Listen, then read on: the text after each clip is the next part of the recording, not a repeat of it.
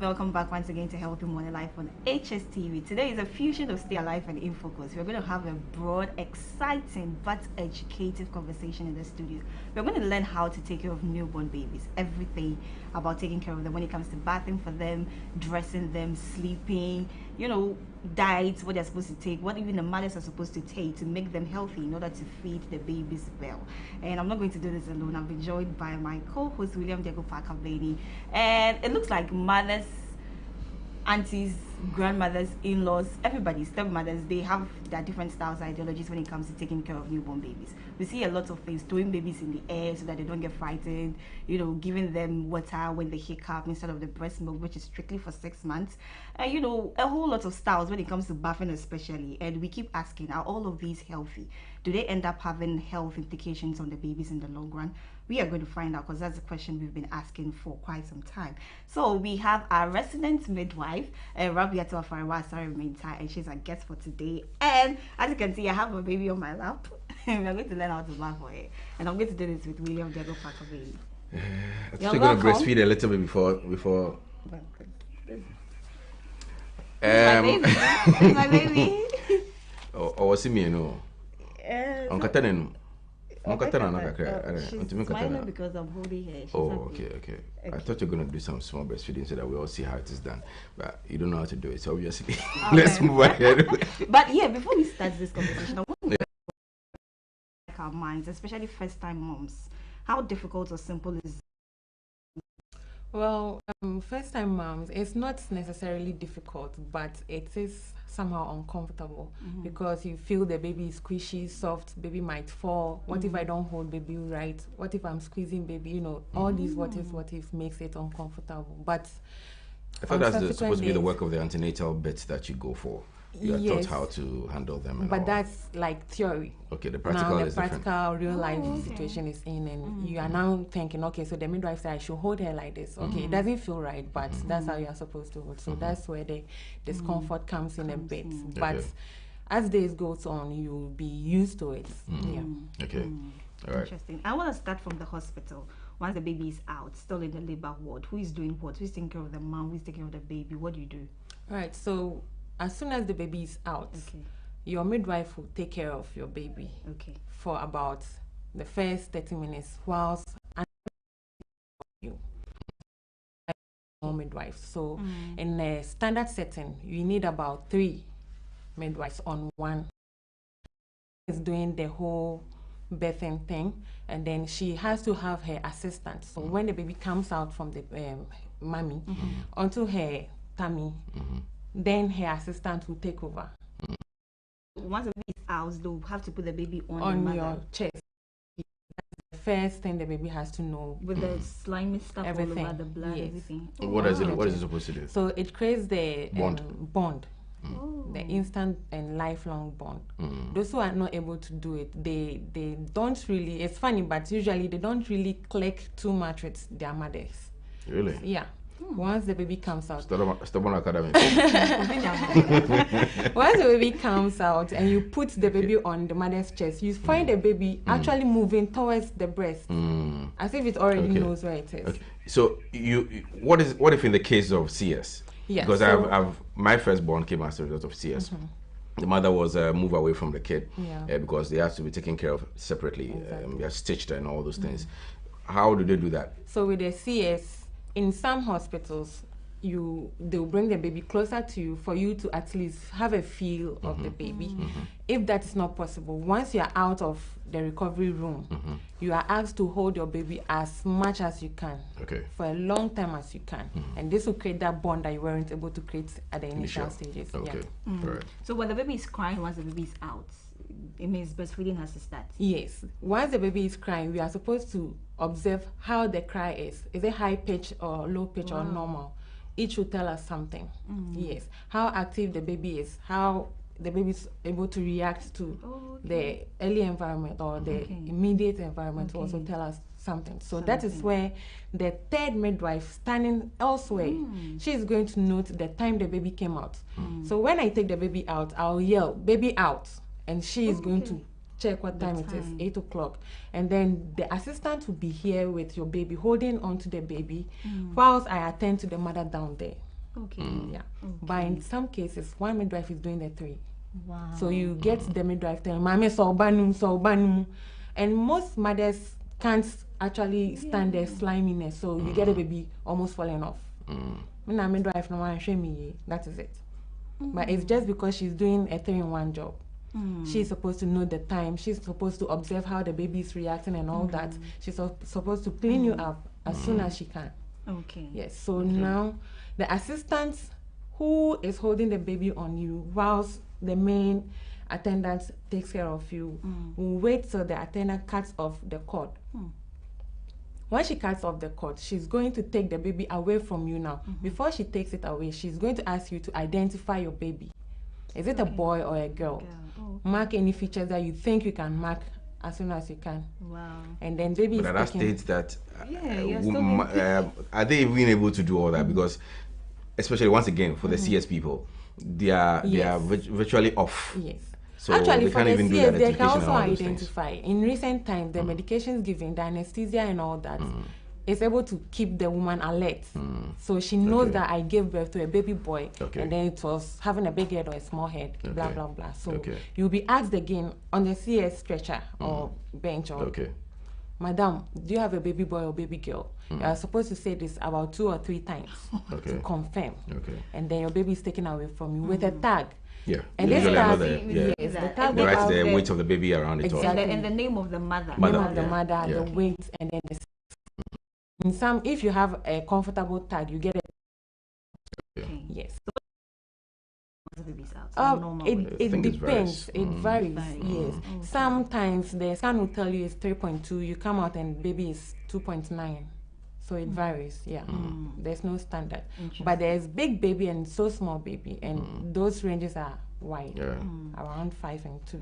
So when the cry of the baby it tells you that it needs breast milk and mommy is not milking, what happens? So usually that is why the bonding is necessary. God has created our system in such a way that it works on its own codes. You don't have to do anything. It works on its own code. So once the baby is put on the breast, your brain sends the signal that, okay, we are ready to feed. Now baby is out of us and ready to feed. Initially, baby was inside, so everything being sent across by messages was to attend to the baby inside. Now baby is out, so the messages go back there. Baby is out, we need to feed. And then your brain creates that as the production breast. Now, in the initial stages, let's say the first you might not be able to milk properly, but as the baby suckles on it, it keeps sending the extra signals, and then you release hormones or chemicals from you that will boost this production up, and then we'll be able to feed properly. It's same for those 5 days I can't feed. It's just because you are anxious, you are nervous, you are new to the whole thing, and then because of this anxiety and all that, it also affects the signals and messages sent. Yes, that's in cases where the milk extractor that mothers use, does it help? Yes, it does. It does, because even though they complain that it's painful, it does a lot because it's able to at least extract enough for the baby. Yes. And you mentioned that usually sometimes within the first 5 days they are unable to breastfeed. In that period, what do? You provide the NAN1s and all those things for the kids? So in the extreme cases, you'll be encouraged to fall on the formula for the meantime, not continuously. However, sometimes we may observe that you are not eating right. You are still scared or nervous, and you are all new to the situation. That is where we encourage you to eat a lot. Eat soupy or liquid-based foods, and this will help you. Tomatoes. Recently, I learned a brownie and kati also helps. So you take all those things with this mentality that I need to feed my baby. Whatever you think of is what happens to your body. Okay, interesting. So now baby is out, everything. What do you midwives, doctors look out for you to be convinced that now mommy and baby can go home? All right. So once the baby is out, may I? Let me give it to the father. The father will give it.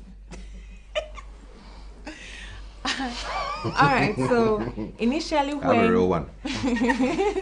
when mommy is being taken care of on the bed, the assistant midwife is going to examine the baby after assessing the cry and how it reacts. She's going to examine the baby's head If there's any deformities or abnormalities inside, she's supposed to record that one. Baby's ears, is it 1 or 2? Is it full or half? She's going to record that. Baby's eyes, is it okay? Is it looking as it has to? Baby's nose, baby's mouth, is the tongue tied or it's there? So in this case, I have to report that baby has 2 teeth down there, yes, which is abnormal. So yeah, and I'm going to check the tongue, the gums and everything. I come to the neck side. I check if the neck is okay or there's a problem, there's a swelling there. I check baby's arms, both. Are they equal when I raise and put them together? Yes, or one is longer than the other. I have to check and record. Otherwise, they'll say, midwife also on such an. Yes. So I check all that. I check baby's trunk. So I'm taking out baby's clothes so that we know how the trunk looks like. Okay. Baby, excuse me, okay? Oh, baby girl. Yeah, you have to seek permission from baby. Really? Yeah. So I check baby's trunk. Baby has 2 nipples there. Sometimes you get 3 or 4 or extra ones. Really? Yes. So you have to check that. And then I check the baby's cord. Now the baby's cord has 2 veins in it. One that was supplying the blood and one that was taking out the used blood. So I check if both are in and it's well locked so the baby doesn't bleed because at that time it's still fresh. Okay. Yes, so I check that and then I have to check if baby's private parts are, so the baby's perineum, that is how it's called in there. Perineum, baby's anus or anal hole is there. The baby's vaginal hole is there. Yes, everything is fine. Sometimes you have the baby's dropping of some blood called the pseudo menstruation. It's normal for baby girls. Most times mothers don't understand this, but it's very, very normal. It is actually expected, so to speak. Most girls will have it when they are at birth. Okay. This is just to show that whatever it is that you, the mommy, gave to the baby as a baby girl, baby has received it, and then the extra ones, it is trying to pour it away. That is how it comes as blood. And it has to come through the vagina. Exactly. And the boys out. So I check that region, and then I check baby's legs. Again, I'll raise it and then put them together to see if it's straight and it's equal in length. Then I weigh because baby is new environment and then the weather might be too cold for baby at that moment. I cover up my baby, go to my scale, take off everything again, and then put baby on scale for about a few seconds just to get the weight of the baby. Cover baby up again, and I have to I've noticed, and this is almost like within 5 minutes because you have to in case your main attendant needs your assistant. So I cover baby up, and then in some hospitals we are going to wipe the baby clean. Okay. So baby comes with venous caseosa, that's whitish fat that comes on the baby. Some mothers will have their babies having it, some mothers will not have their babies, and all are normal. Okay. Yes. That white thing is what actually protects your baby, gives it warmth whilst it's inside the baby. They will say that you were eating too much egg, you were eating ailo, that is why your baby is white. No, that's not true. Okay. Yeah. So I get my cotton. Usually we use cotton or towel, and then because the baby is fresh, I don't need to put in water at all. So I get my baby oil. So you'll be asked to bring 2 or more baby oil bottles. And then I pour my oil onto my towel. I'm going to wipe the towel on my baby's head. Okay. So once I wipe it, it cleans the fat that is entangled in baby's hair. Okay. I clean all of that. I take another towel. So around that time we need a lot of towels. Okay. So I take another towel and then I pour the oil again, and then I wipe baby's face, making sure that everything is cleared, any blood stain or everything is wiped off. By then baby might be crying or quiet. I have to record all that. So I clean and then clean baby's ears and then the back of the ears, because if I don't clean the back of the ears, it might get infected or it might start smelling. Okay. Yes. I take another towel again. That means 3, right? Dip in the oil, and then now I clean baby's trunk, making sure that I avoid this cord. Okay. So I clean baby's trunk properly. At this moment, I want to ask, why separate towels? Well, we use separate towels because first, you don't want to transfer infection in case there's any infection that was on the head but wasn't able to access the eye as at that moment of birth. Me wiping with the towel and then coming, I might get to it and then push the infection there. Another thing too is I need to take records of everything that I'm doing. So the first towel, I know I used it for the baby's head. Okay. I check and then there's a stain. So I know that baby's head was bleeding. Okay. All right. The next one was for baby's face. I noticed something black. Baby's face was exuding something black, a discharge. So all these towels that we use will indicate something for us. Right. So I'm now done with the baby's trunk. Okay. I clean the baby's arms, still with oil, Okay. under baby's armpit, and then baby's hands and fingers. I do the same thing for the other side too. I wipe baby and then clean up the fingers. Take another towel, another oil, and then to Finish the with the baby's legs. legs. Yes. The other legs too. And then I have to check if baby has poo-pooed. Okay. Some babies will poo-poo, some won't. Some will even wee-wee on you. Oh. Yes. So I have to check everything. If baby poo-poos, I know that the anal pathway is patent. Okay. Baby can poo-poo and there's no disorders there Disorders, or okay. any abnormalities. At this time, the poo is a bit greenish. Very green. Yes. Does it come with a smell? Not not really. necessarily. Some Yeah. nice Some smell. fire. Yes, and then if I know that that path is also patent. Okay. So I'm done wiping baby, and baby has poo-poo. Yes, so I wipe baby's poo-poo and all that. I wrap baby up. This time I won't necessarily put pampers or diapers on because baby is fresh. Diapers and everything is in mommy's bag. Okay. So I finish up. I cover up. This is not how we cover up though. So I cover my baby up. Okay. And during the cleaning too, I'm doing another extra assessment. I have to record that I've cleaned the baby up, and I have to record everything that I found while I was cleaning the baby up. Right. Yes, so So at this point, there's no need for water at all to touch not the baby. at all, not at all. And I would also have to clean the cords too after What cleaning the would the baby water up. do? Should they touch the baby? So water at the early stages affects the baby's cord. Oh, okay. Water can sit at the ear regions. This is where, so there won't be air passing around those places. So Okay. neck, the armpit, Okay. the between groin the legs. area, and then the navel.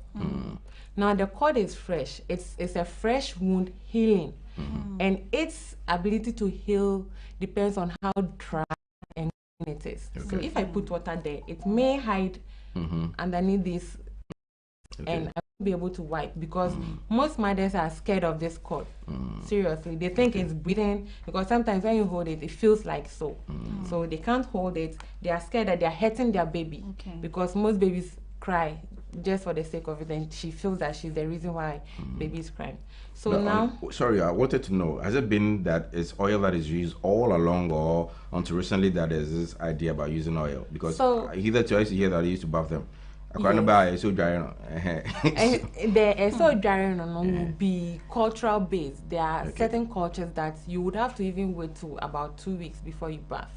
Okay. Yes. Okay. And in some regions or cultural areas too, as soon as you come, we are bathing you. Yes. But all of them have their advantages and disadvantages. Some claim that you not bathing the baby early enough, once it's out of its mommy's womb, will make the baby smell. But research has shown that it's not necessarily true. However, the bathing instantly has shown that cords become infected. Yes. So now I'm done with cleaning baby up. I get my methylated spirit and then a little bit of cotton. This is the assistant midwife doing everything whilst your mommy, the mommy is being taken care of. So I take a little bit of cotton, dip into the spirit. So you can see it's a new spirit. We won't take any used one because some people bring alcohol instead of alcohol. Yeah. The mothers. I'm telling you now, spirit. No, almost when you're mentholated spirit in the Akoteshi. So does it help? It doesn't, but they feel it's alcohol just like this. So I bought it to do The it. Akoteshi is So now I'm cleaning baby's cord. Okay. I go round the cord at the base, making sure I wipe any dirt I see around that area. Okay. And then I assess it. So you can see baby has something yellow on it. There's a little dirt there. So I drop this cotton into my receptacle and then take another one and then repeat the cycle again. So usually at the hospital settings, you get a little basin that has a lot of cotton dipped in the spirit in there and covered, because if you don't cover it, so I do again. Now I keep wiping the base until it's clean. I'm not seeing any dirt there. Then I go up from the base again. I fetch up to the top where it has been clipped. Okay, and then I check again. If there's nothing wrong, I discard my cotton and then pick another one and do the same thing. So just as I changed for my towels, I'm going to change cottons and then go up, all changing. So I've done 3 ups, 3 cottons, 4th cotton, 5th cotton, or 6th, depending on how broad you can capture the cord. Okay. So I keep doing this until I see no dirt in my cottons. And then I drop it and pick the last cotton, which I'm going to use for this. The top. Okay, so at least baby's top is stained a bit. I wipe. This place is dried up and dead. It doesn't feel anything anymore. So I can wipe and check. There's a stain until I don't see any stain again. And then baby caring of the baby. But why that? What if you use just water? When you use just water, the reason why mentholated spirit is preferred is because it dries off quickly. So if I dip it in my spirit and then onto my skin, it takes about a few seconds and then it dries off. Once it dries off, it dries everything. It has this chemical ability to at least attack bacteria or germs around and hold them in place. So it's dried. And that's the same way my baby's cord is going to get dry. Now remember that the cord needs dryness to get off or get healed. All right. So the more it's dry, the more healing process is going on. Okay. Yes. All right. So baby's ready to go home, right? Yes. So baby's ready. Mommy has been cleaned up too, and mommy has been wheeled to the unit to there with her baby. So over there to thank you. All right. So over there to you, the mother would be taught how to wear your clothes for the baby. Yes. Usually they put on their welcome dress, which is very simple. It's simple to use, and then you'll be taught how to feed. Now during that process, after the baby is out till 24 hours, we are going to observe you, the mommy. We are now done with the baby. We are observing you, the mommy, to check if you are bleeding. That is a postpartum hemorrhage or postpartum bleeding. When you are bleeding, that is a negative and very bad sign that you need to go back and get checked on. It might be that you've had a tear somewhere that we didn't see. You have some of the products of conception. Maybe there's a clot somewhere, piece of placenta somewhere that we need to check. Your system is telling us that because we didn't check that, it needs to get rid of that. So you are bleeding. It's not the fault of the midwife that you are bleeding. No. It's your system just telling you that I need to get rid of something that is stuck there. So we take you up there and then we check again. And this is the reason why we ask that mothers donate or find people to donate blood for them. So in case this happens, you would run into a shock and you might need blood transfusion. That is where your donation comes into play for you. Yes. I think they ask a minimum of 2 people to do that. Exactly. And then now we take care of you. So if we do all those assessments, we see that you are active enough, you can walk about on your own, you don't feel dizzy. Baby is crying as baby has to. Baby is active and not morbid or down like that. Then we teach you how to feed your baby. To feed your baby. Exactly. Okay. At what point, do we realize the jaundice thing? Because it's been killing a lot of kids.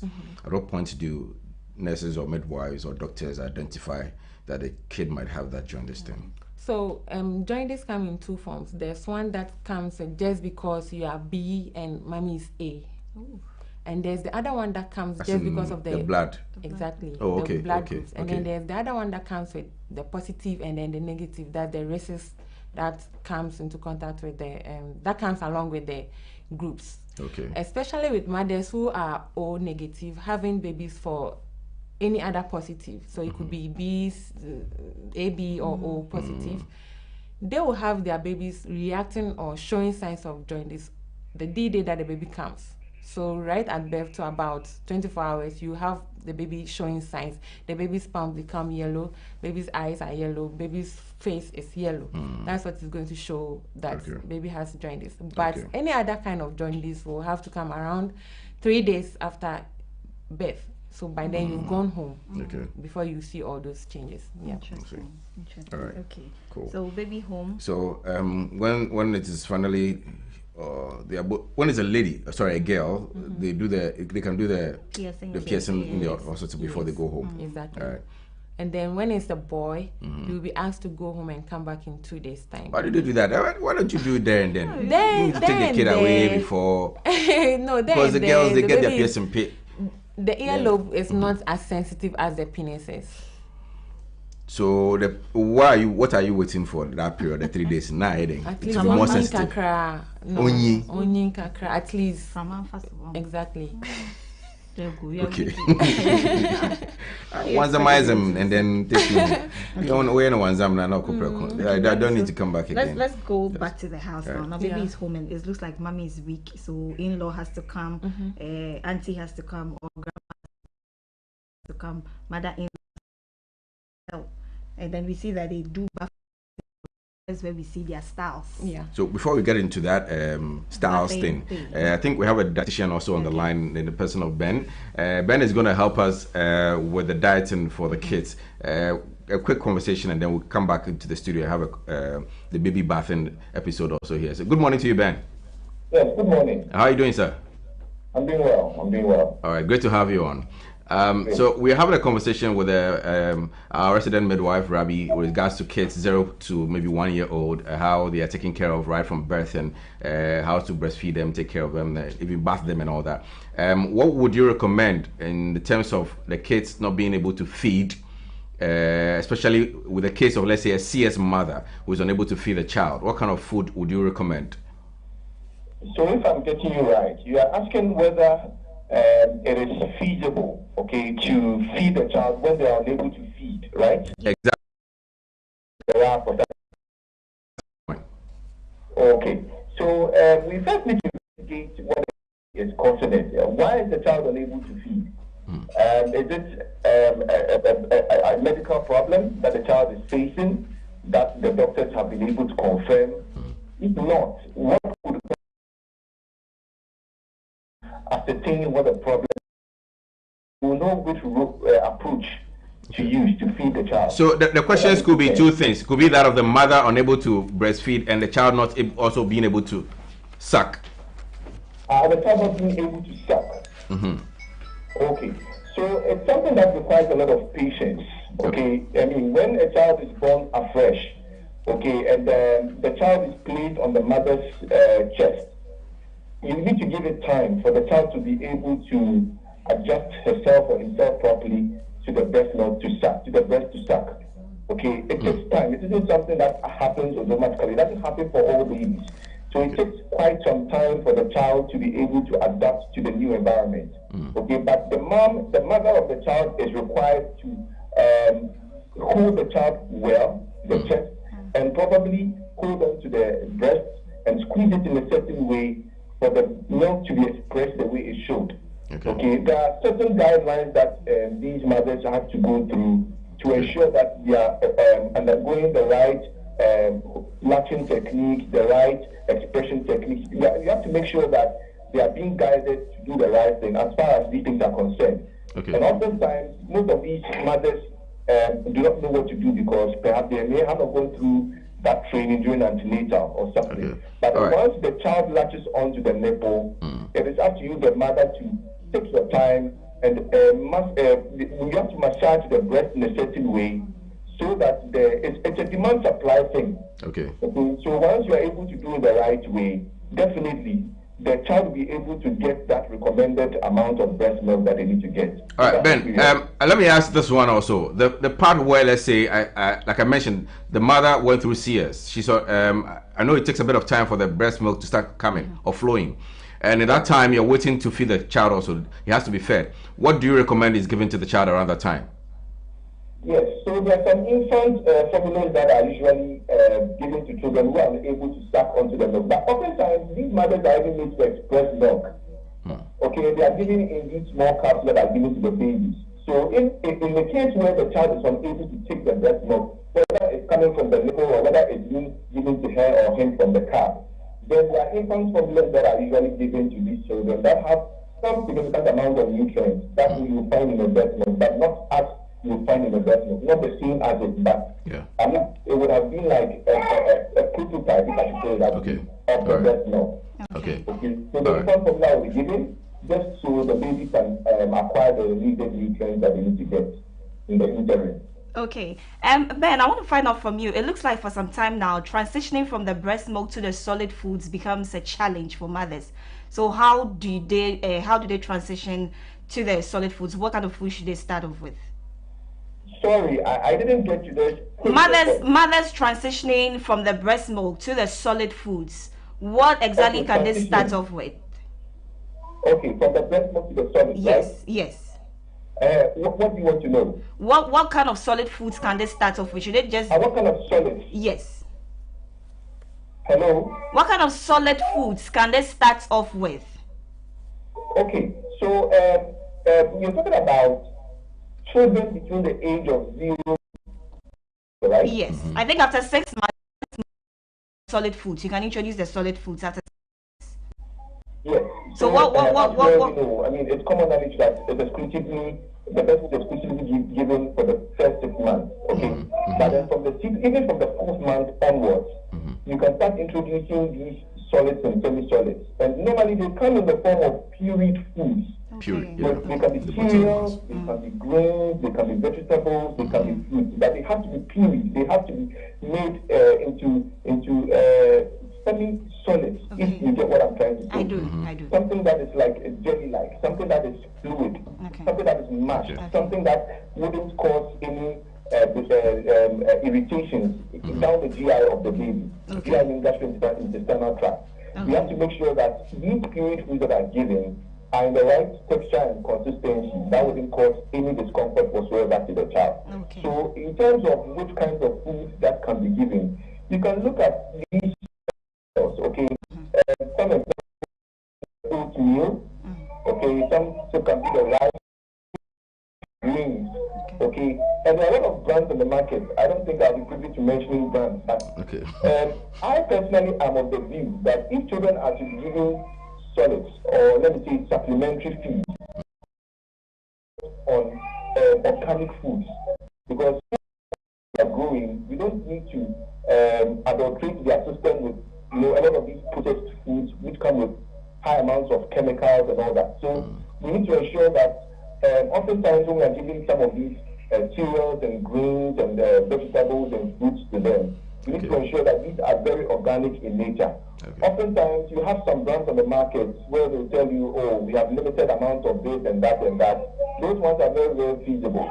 That's fine. But then I have the view, okay, that's my position, that as much as we try our very best to go for the processed foods, we should look to getting our own natural ingredients. We process them ourselves and give them to the child. So let's give you an example, like Williamix, for instance, from Brown, which is popularly called in Ghana. Okay, you have some maize, you have some soya, you have some granules and all that.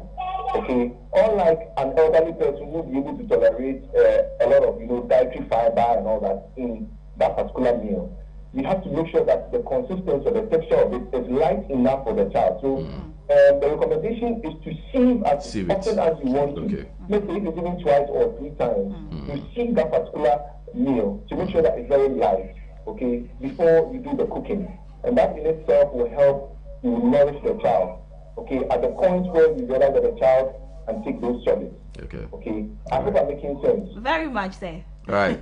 Thank you very much, Ben. We appreciate your time, and hopefully we'll get you in studio another time to have more detailed conversation on that. Thank you very much. All right. So that was Ben, a dietitian, and he gave us an idea about how to also transition from the 6-month-old to, let's say, the next 1 year, the kind of food you introduce to the kids. As you mentioned, more organic food should be paid attention to, and even the wheat mix then that we do. More sieving because the fiber might be too heavy for the child as against an elderly person. All right, so we're back into the studio. Midwife is still here, and she's gonna continue with the conversation about bathing the baby. Okay. Right? Now baby is home, so we're going to learn how to bathe the baby. All right, so now baby is home, but baby's cord is still on. Okay. But before we get into home though, let's say they spent about 5 days over there. Through that 5 days, is it okay to also leave the baby on on bath using what you did, like the oil towels, to still clean till they go home? Exactly. Right. Okay. Cool. Yeah.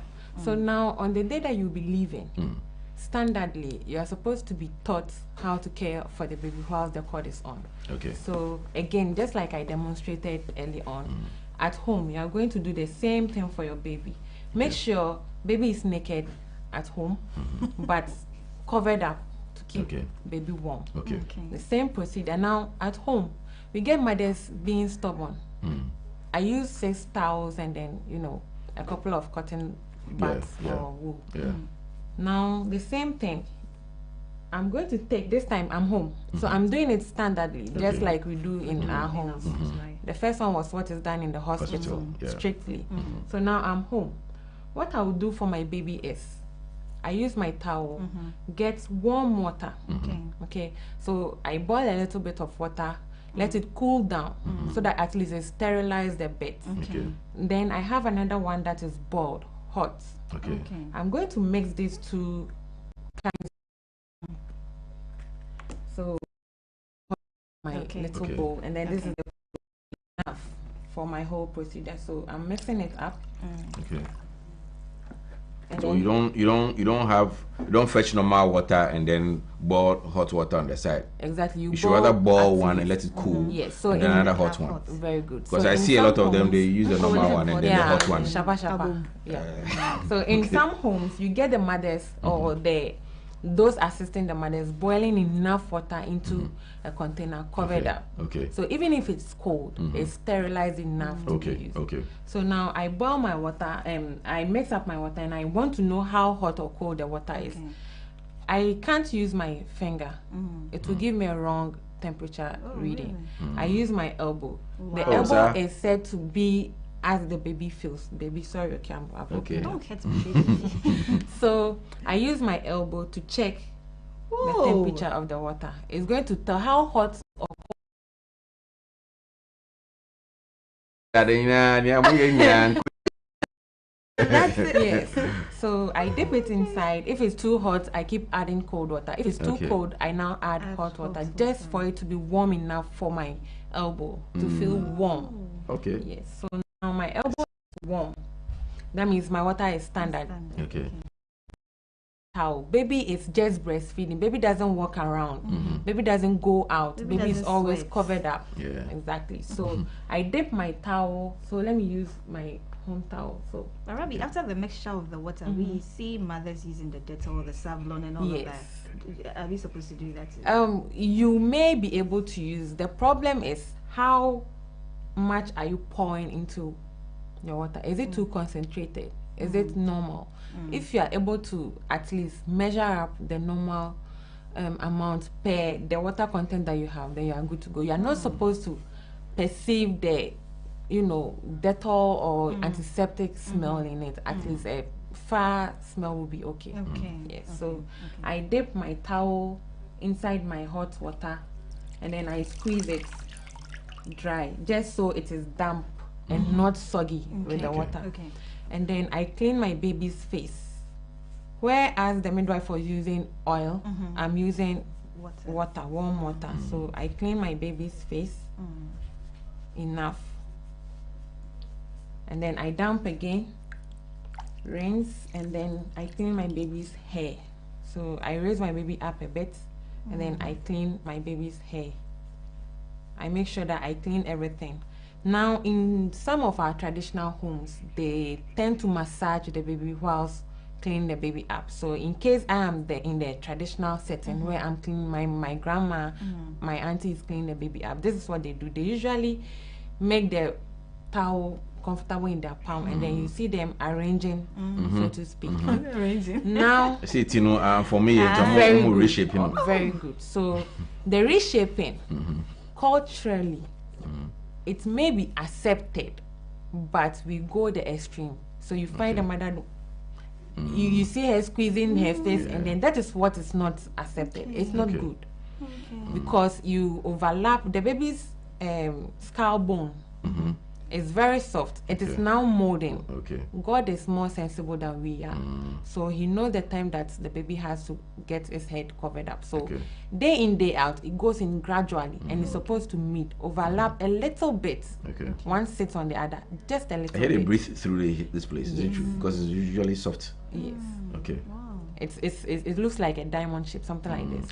So this one will come in, this one will come in. So they all lock up. So it overlaps like this. A little bit. But when you squeeze, that is where you push extra. You don't know what might You're forcing happen. it to rather close early than it So should. you have babies having migraine when they are a bit old enough. Not to say all migraine is caused by that, but it can lead to something like that. Hair and brain damage, brain tumor, and all that might be linked to that, because the space that the brain by default needed, you've squeezed that space up a bit, so the brain has to free itself. Because So yes, I'm the grandma.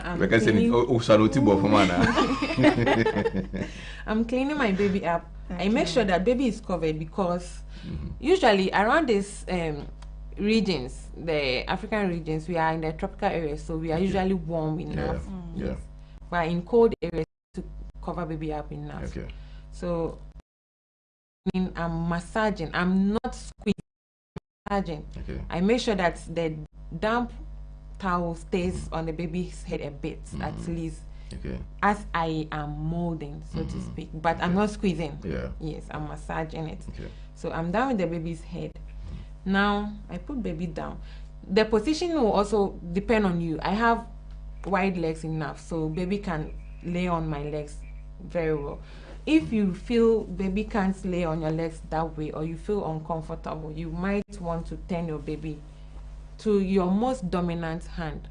So I'm left-handed, so I'm turning baby this way, and I'm supposed to let baby's head lay inside my elbow region, and then I hold this baby's bum or baby's buttocks with my palm. So baby is secured. At least if baby wants to fall, I can hold baby up down there.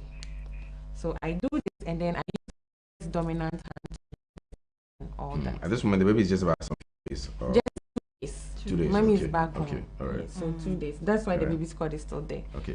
Can Lee wrap it and push it up a little bit for me? I have less time to go. So I clean baby up again. Instead of using the oil, I'm using my water. So throughout. Yes. At this point, you also change the towels as you did. No, we are just use home. the same one. We are so, one towel is enough. All right. So I clean baby's neck region, all the places that there are creases, and then baby won't have air passing through there. Yes. So I clean this place. I clean baby's ears, the back of baby's ears, and then the other side too. When the towel is almost dry or cold, I go back to my water and then clean baby's armpits. Baby's armpits, and then the groin regions.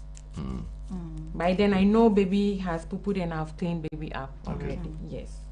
Then I take care of my cord, just as the midwife taught me. So again, cotton, spirits, and then clean, and I'm done with baby. That is it. However, if the cord is off, That means this thing is off. So now baby's cord is off. Okay.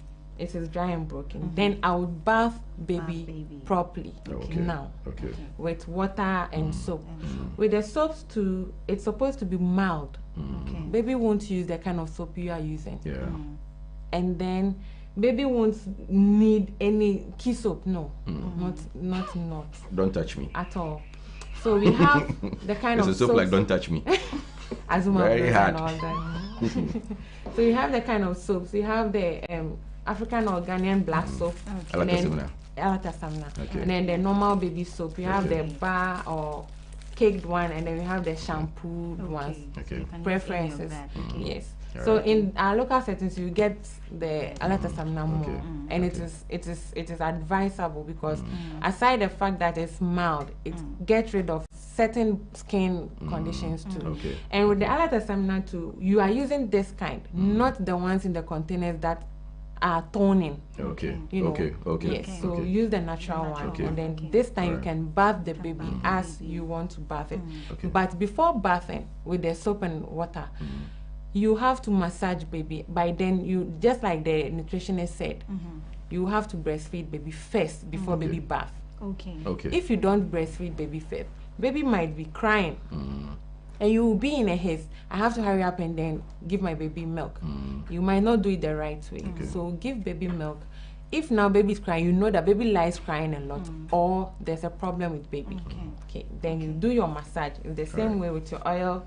You massage with your hand.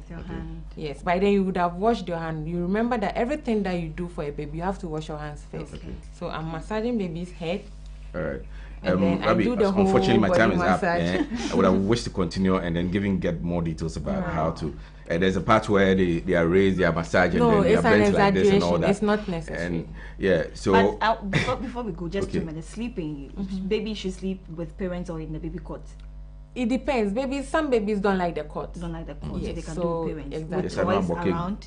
Like this, around this time, baby doesn't even know what the sleep on toy their is. back, their stomach sideways. How? So usually we advise that baby sleeps on their back, but a little bit elevated at the head region. So it's a small pillow B. Very good. Wow. Not the typical pillow but just an elevation, so that in case baby wants to puke in extra food, it doesn't go back. Right. That is it. All right. There should be a part 2 of this. Definitely. We will continue. Uncle said you should be naked. Let me run.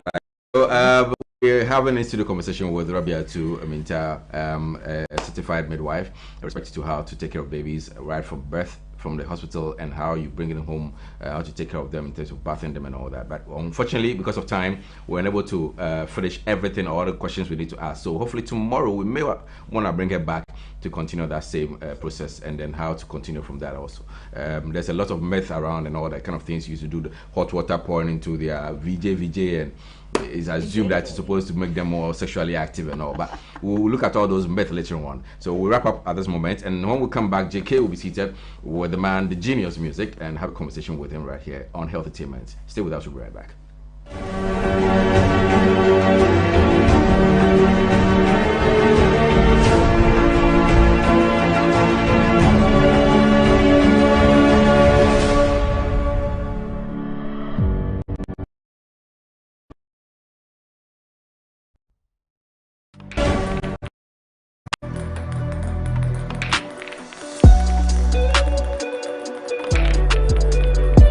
Would you like to own a home, start a business, provide seed money, education for your children? The Pro Wealth of life's questions. This is Ekwa 9. She wants to be an engineer in future. Her parents, Mr. and Mrs. Hammond, plan to give her the best education but don't want to be unnecessarily burdened when she's ready for university in 10 years. Do you know how much it will cost Ekwa to go to a local private university or university abroad in the next 10 years?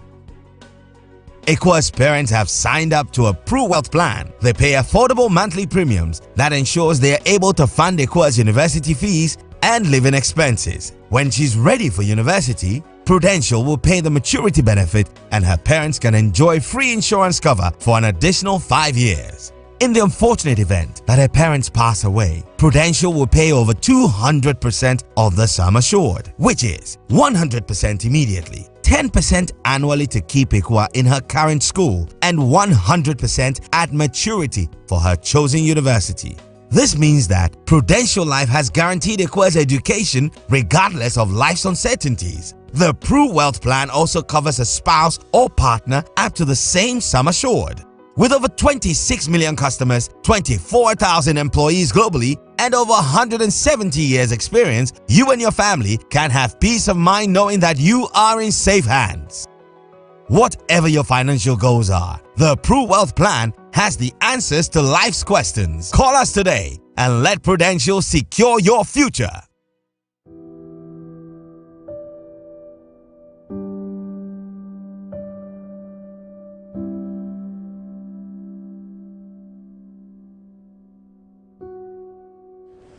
My name is Dr. Andrew Akutu.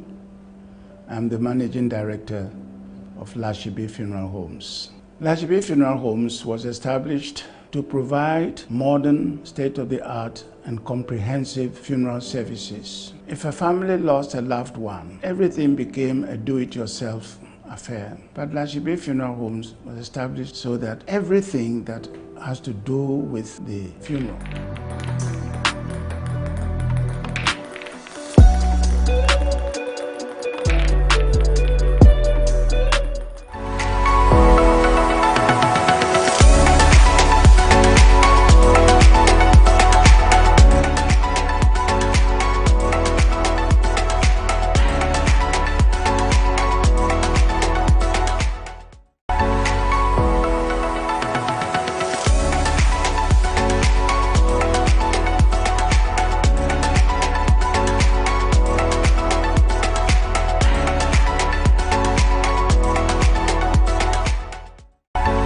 Welcome back. It's Still Healthy Morning right here on your screens. My name is JK, and anytime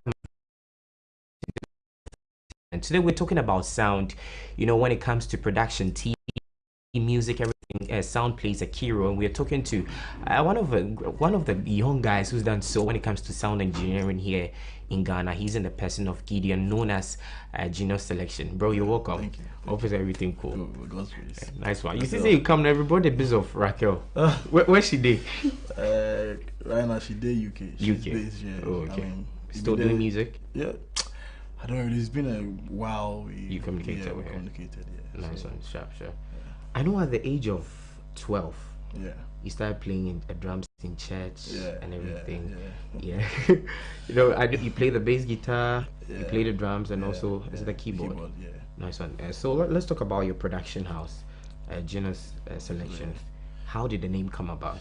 I think a friend of mine. Okay. He used to call me Don Jin. Don Jin. I didn't understand why. So I think one of us to the mainstream music. Asked him why the Don Jin, because I know Don. When we say someone is Don, it's Don, yeah. But the Jin instead of genius, I was like, oh, okay. So with the selection there, it was called Ryan Leslie. Okay. So I took the selection and added it to the Genius Selection. So, yeah, Genius Selection. And there's I can link it to the Bible. No, Gideon himself made a very critical selection when he was selecting some soldiers for war. So that thought alone was a genius way. I know it was inspired by God, but you know, so I tried to link it with my production and everything. You're doing super amazing from your band. I know you produce, you write music as well, you know, fusing sound and everything. So at what point, let's move away from church, you growing up and everything, at what point did you take this profession very serious, like professionally? I think in my first year in SHS. Okay. Yeah, that was where I got into the whole vibe. I really discovered myself after I think GHS. Went into my first year in SHS. That was where the whole passion started. I know at age 18 too, you were training people. Oh yes, I've trained a couple of guys, a lot of guys, a lot. Sure. So let's talk about what makes you unique. You know we have a lot of sound engineers here in Ghana. People mixing up, you know, putting up tunes and all that. What do you think Genius Selection is doing very uniquely as compared to the others? I think the ability to stay ahead of time. Yeah, that has been my biggest inspiration. I always want to stay ahead of time.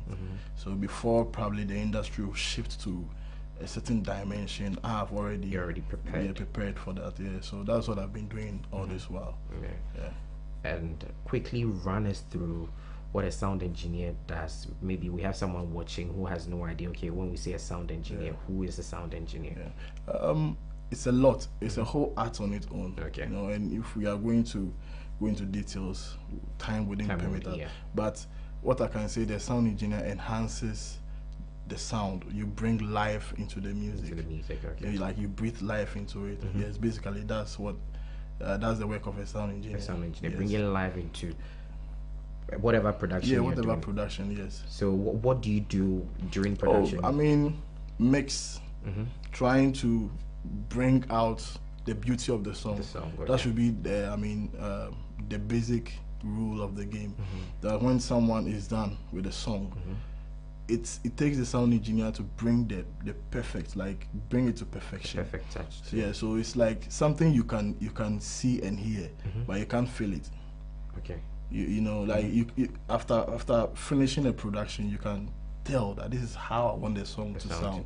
Yes, and you have to work towards it. So it's a very difficult, work, but with time, when you put yourself into practice and the right procedures, you can go through. So let's talk about timing here. Maybe when you're having a production, you have a song on your mixer. How long? What's the duration that it takes? Oh, okay. You're mixing up for some of us, we've been doing it for a very long time. Okay. So formally, I will tell you I can work on a song within an hour. Within an hour. Mix and master within an hour. But now, looking at the quality of music we are producing now, you need to take your time to really, work on it to come out very well, because the market is more competitive compared to the Nigerians are giving us a lot of pressure.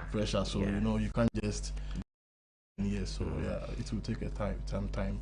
Sure. I know you've worked with the likes of Jigmatic, Muyala, Raquel, and Prayer. Yeah. I know you were introduced to Prayer at a very early... Oh yes. I met Prayer in 2009. Yeah, that was when I met Prayer, and they also took me to Kiki Bansin. Okay. So I had the opportunity to work with Kiki Bansin. That was where he was. That was when he was managing Becca. Adina was then part of his label Prayer. So from there, I've worked with Sarkodie, Shatawale, Forest for Tiny, Wendy Shea, a lot. Almost, I can say maybe 80% of it. Yeah, then the artists, yes. Okay, so I'm just going to put you on the spot. You've mentioned, lots of big names right here. Who would you say is amongst, let's say, your favorite? Someone you've worked with, you've liked the production. Anytime they pull up, you're doing something good.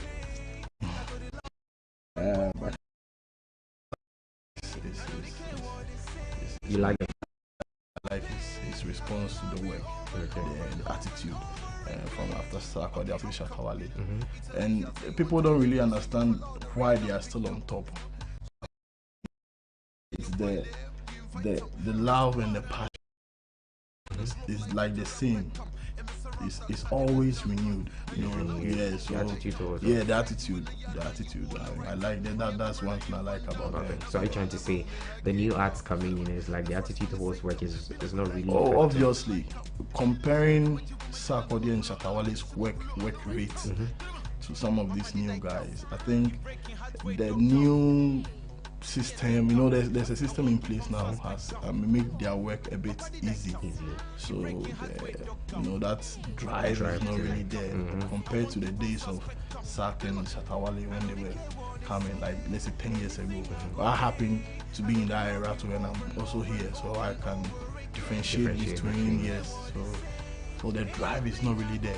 So if you put in the drive, and I think that's what Kidi and Kwame Eugene are doing. So it is helping them. Yeah. So it's all about passion, you being driven by the work to put out a quality production. Now let's talk about your band. It's Safwa band. Yeah. Band. At what point did that one also come in? I think that was in 2015. Okay. Yes, that was when I had the idea, because I had formed a band for Rihanna. I traveled, and when I came back, things they didn't really manage it well, so I decided to start up my own thing. So it took me some time before I really got the grounds to operate.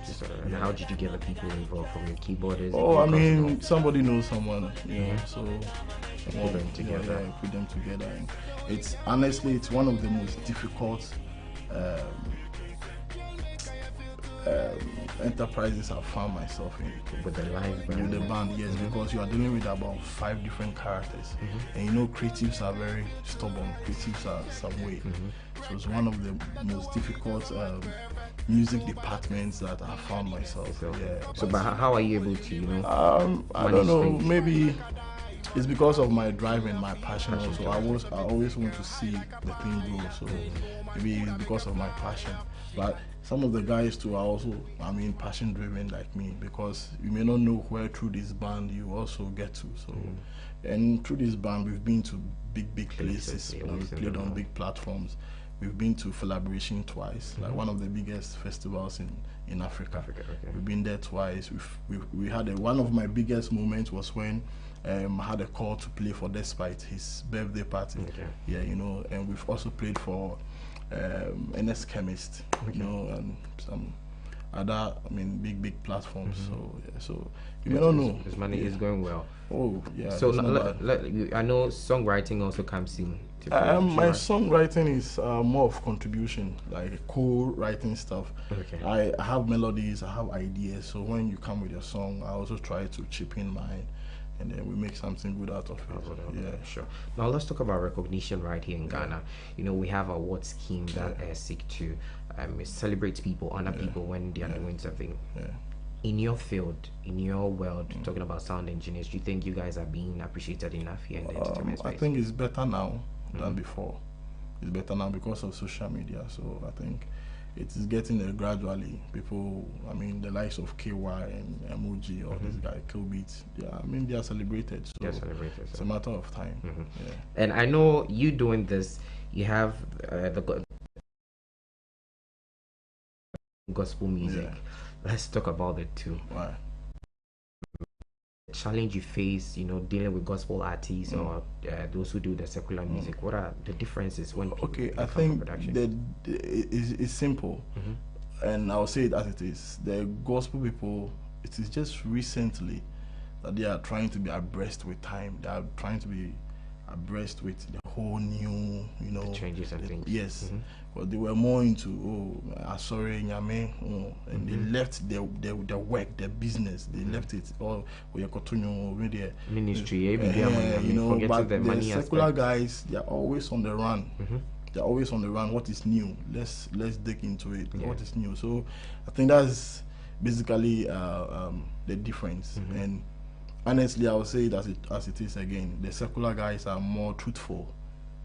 Yeah, they are more open than the gospel people. Wow. What? Yeah. What is the? How they open? When you're working with them, oh bro, this thing I won't come here again. You understand? Gospel people, oh man, worry, no. You don't go hear from them. Yeah, that lifestyle. That's I don't know. There are some of them are doing well, but I feel if you are doing gospel, it goes beyond singing. Yeah, it's a whole ministry on its own. You are I can even say that your work is just like the pastor or the prophet, whatever. But you are using your platform differently. You probably might not mount the pulpit to preach, but you use your platform is to record or put all those words, whatever the pastor will say, you put it on record for people to So I don't. Quality and everything should come to play. So you should carry some I'm not saying you shouldn't lie or what. I mean, Yeah. but you know, some lifestyle. Did they worry you? That word they won't talk. See, the gospel musicians. So, wahala did them. Yeah. I mean, they mostly don't know what they want. Yes. So you prefer working with the secular artists Oh, most time? I found myself there. You know, actually, I started with gospel. I mean, from church, drumming and everything. Yes. So me, I don't know why I got myself here. I don't know why I got myself. I never dreamt of yeah. you know. Yeah. So probably I'm also on a journey. Sure. Yeah. So who is the gospel artist you like working with? Just be blunt about it. Oh. I like working with this woman. I've not worked with her in the studio before, but like on stage. Dana Hamilton. No. Dana Asamoah. Yeah. She's your favorite. Oh yes, I like. Well, we are family right time. So, what would you tell people who want to go into your industry, sound engineering? They should acquire knowledge. Now it's about knowledge. It's a whole system. It's not just about the passion and the talent. The talent alone is not enough. Yes, the talent, acquire knowledge. That's the most important thing. If you don't have knowledge, you can't survive. But we would have to have a Safwa band right here. You know, let's organize something. Anytime. Anytime. You will have to come back and have another conversation with you. It's been amazing having you on the show today. All right, so viewers, this is where we wrap up the Monday edition of Healthy Morning right here on HSTV. Join us same time tomorrow. My name is JK. Have a good morning.